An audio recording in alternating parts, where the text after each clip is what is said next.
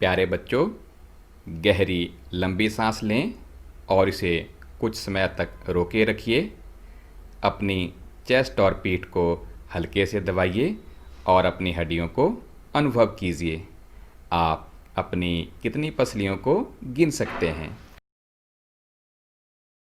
इस शंकु रूपी बक्से को पसली पिंजर कहते हैं, जिसमें हमारे शरीर के कुछ महत्वपूर्ण अंग सुरक्षित रहते हैं। चेस्ट के हर ओर 12 पसलियों के जोड़े होते हैं, कुल मिलाकर 24 पसलियाँ। Conical box is called rib cage. Some of our important internal organs lie protected inside this cage. अपने घुटने को बिना मोड़े झुककर अपने पाँव की उंगलियां छूने की कोशिश कीजिए। अपनी पीठ पर उभरी हुई ये संरचना मेरुदंड है। ये अनेक छोटी छोटी हड्डियों से मिलकर बनी है। Backbone is made up of many small bones called vertebrae. There are total 33 vertebrae in our backbone.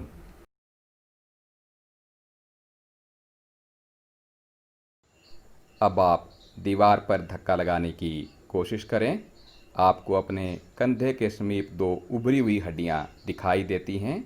इन्हें हम कंधे की हड्डियां कहते हैं। ये हैं श्रोणि अस्थियां यानी पेल्विक बोन्स। ये बॉक्स के समान एक संरचना बनाती हैं जो हमारे आमाशय के नीचे पाए जाने वाले विभिन्न अंगों की रक्षा करता है। यह कूल्हे वाला हिस्सा है जिसके सहारे हम बैठते हैं। हमारी खोपड़ी अनेक हड्डियों के मिलने से बनी है। ये हमारे शरीर के महत्वपूर्ण अंग मस्तिष्क को घेरकर सुरक्षित करती है। The skull is made up of many bones joined together.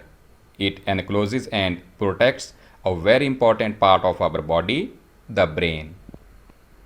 प्यारे बच्चों, हमारे शरीर में और भी अंग होते हैं जो हड्डियों जितने कठोर नहीं होते और जिन्हें मोड़ा जा सकता है।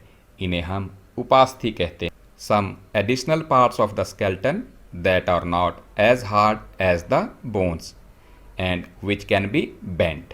These are called cartilage. अपने कान को हाथों से पकड़िए और धीरे धीरे दबाएं। कान के ऊपरी भाग में उपास्थि होती है। कान के निचले हिस्से को दबाने पर एक लचीला भाग महसूस होता है। ये है कर्णपाली। अपने हाथ की मुट्ठी बनाइए और अपने कंधे को छूने का प्रयास कीजिए। आपको एक उभरा हुआ भाग दिखाई देगा, जिसे हम पेशी कहते हैं यानी मसल।